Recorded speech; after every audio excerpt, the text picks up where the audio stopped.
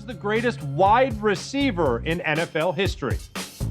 Ooh. Now, this is tough competition, and I know the Greatest Sports Legends has featured some of these receivers, and one of them, Don Maynard, he was a key piece of that New York Jets team that won Super Bowl III. Fearless receiver, make a lot of tough catches. He'd go into no man's land and, put his hands on the ball.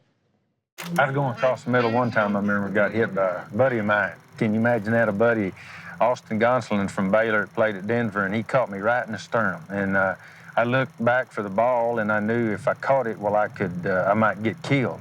But if I knew I didn't, I'd get to play tomorrow. And before I could make a decision, I'd already caught it, and he caught me right in the sternum.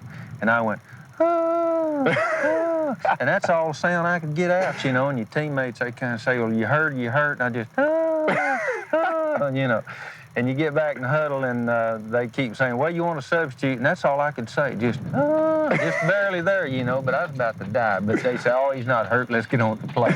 Well, when Don did retire, he did hold the record for most receptions and yardage in professional football. Yeah, but if I have to pick, the best receiver of all time, yeah, we are going to show some love to Randy Moss. Absolute freak of nature. Tall, fast, can outjump any defender that ever tried to oppose him. Tony Dungy, an opposing coach at the time, even said he disrupted everything, and we had never seen anybody quite that big and fast. All right, I get the Randy Moss love, I do, but I think his career, and honestly the career of every other NFL wide receiver, just pales in comparison to the great Jerry Rice, who holds every significant record in the receiving category. He played 20 years, which is unheard of for a receiver, and holds the record for most receptions, most yards, most touchdowns in a career, and of course was a key piece to the 49ers winning 3 Super Bowls as well.